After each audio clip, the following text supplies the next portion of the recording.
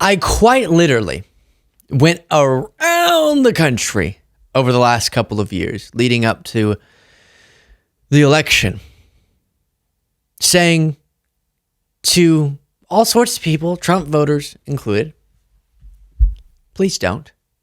Please don't vote for this man you see on screen. Whatever you think that he's going to do for you, he's not. And they would look at me and they would just start sobbing. And they would say, I hear you, but the eggs. I would say, please, he's talking about going after the press. He can't give an answer when he's asked about economic issues. He can't even figure out his own makeup. And they'd say, but sir, the eggs. I would look at them and I would say, as I continue this like it's a poem for some reason, I beg you to look into the specifics of the policy proposals of the two candidates and realize one actually cares about your life and the other doesn't. And they'd say, but the eggs.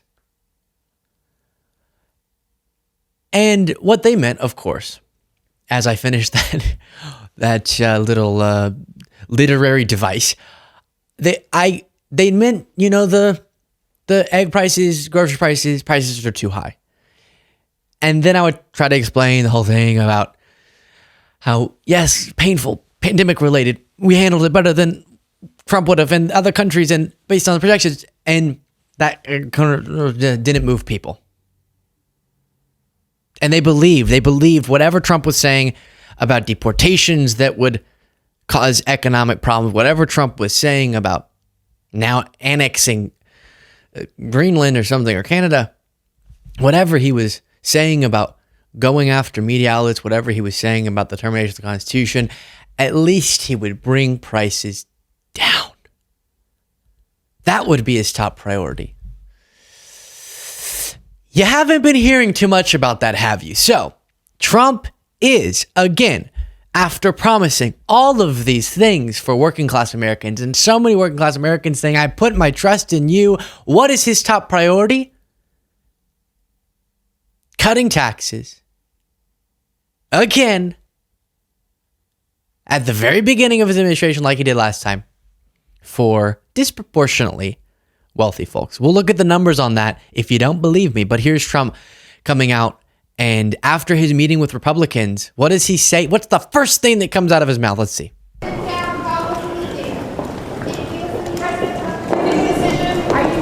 By the way, if you appreciate the show and you're thinking, wow, I love that for a 1-minute clip, Luke gave me a 3.5-minute intro that was definitely not necessary, you can support the show by clicking that subscribe button. Are you all on the same page? So thank you very much. We had a great meeting. There's great unity. Whether it's one bill or two bill, it's going to get done one way or the other. I think there's a lot of talk about two, and there's a lot of talk about one, but it doesn't matter. The end result is the same. We're going to get something done that's going to be reducing taxes and creating a lot of jobs and all of the other things that you know about. But this was a really unified meeting, and I want to thank John and everybody for, it was a great turnout. This was, came here. What's the first thing? What did he say after? Reducing taxes and jobs and everything else. Well, that's what he said. He's doing this whole dog and pony show again.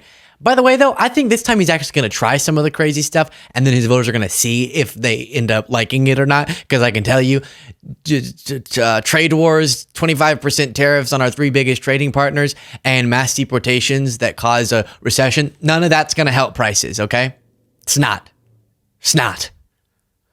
But even if he didn't, last time, he also had these big promises of, I'm going to do all these amazing things. And then his one big economic achievement, and the thing he did in 2017, the quickest, that was a major accomplishment by his definition of it, was that tax cut bill. And so, what does he come out of the meeting with Republicans and say? That's going to be our top priority again. And you might be thinking, well, Luke, I'd like a tax cut. So what's the big deal? Well, they keep saying it's going to be like his first one. So let's derive meaning from his first one. So here from NPR, the GOP tax bill's estimated effects in 2027. So when you play this out over a decade from when it was signed into law, and I don't know how I haven't been saying this to all of you. I'm sorry, I failed you. But not only do the wealthiest among us benefit the most from this bill, which no hard feelings to them, but you good.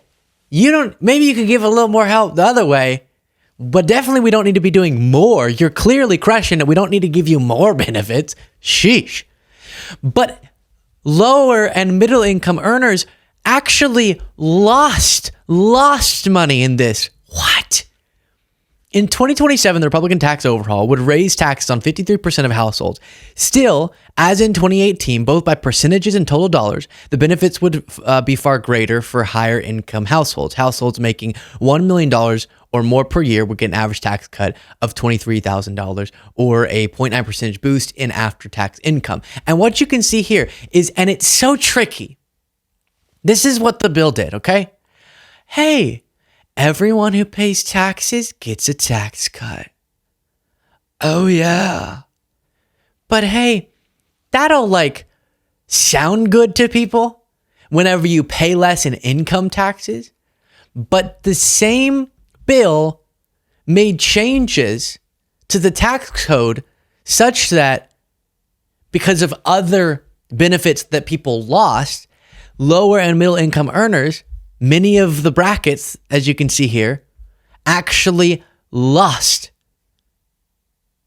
percentage change in after-tax income, and you're in the negatives, going up to people making between $500 or $50,000 to $75,000 per year. Then $75,000 to $100,000 and $100,000 to $200,000, 0% change in after-tax income, and then only the gargantuous earners got the big benefits, $500,000 to $1 million or $1 million or more. You can see here getting the vast majority of those benefits. So not only were the people who don't need to be helped anymore getting all of the support in this bill,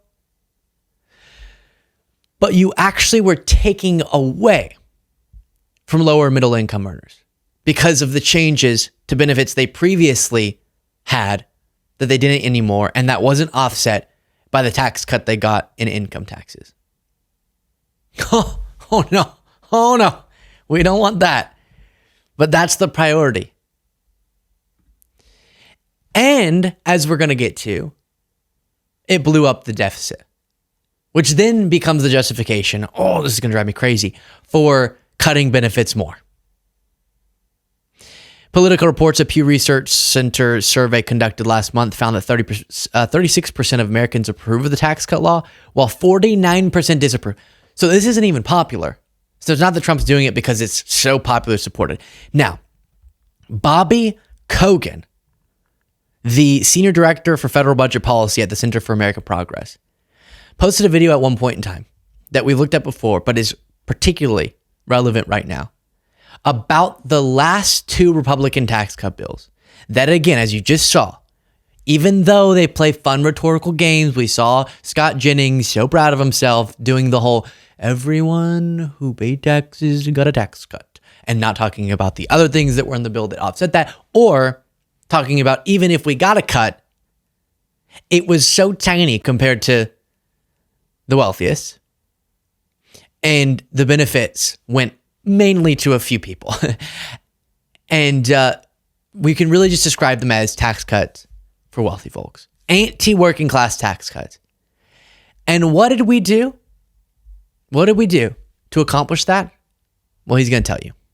Hey, my name is Bobby Kogan. I am the Senior Director of Federal Budget Policy at the Center for American Progress. I just testified before the Senate Budget Committee today, and I made two main points. The first is that without the Bush tax cuts, their extensions, and the Trump tax cuts, debt would be declining as a percent of GDP forever. And the second point is that our rising debt is actually due entirely to these tax cuts and not at all to rising spending. Why isn't it spending? Isn't spending going up? It's true spending is going up, but revenues were on track to match that. Revenues were going to be going up actually keeping pace with rising spending, not due to tax cuts, but due to us just becoming richer and richer as a nation.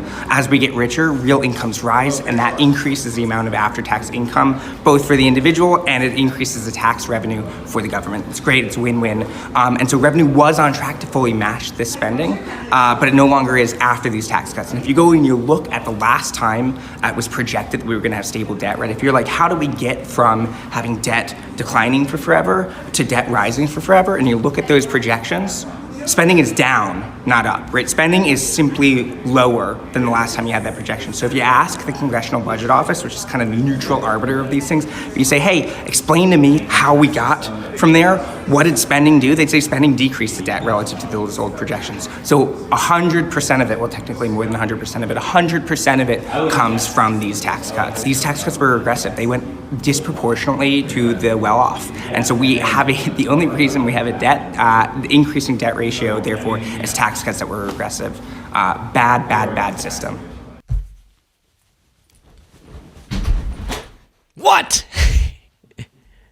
No. But he's gonna do it again. And people are gonna go, the reason the economy's good is because Trump tax cuts. Really? Because we actually had worse performance than projected pre him. No, well, really? Because you started taking credit for the economy the day he got into office after 4 years of the Biden administration. Shut up. Go on. It's tax cuts. The economy knows the cuts are coming. Because as Trump told us, never mind.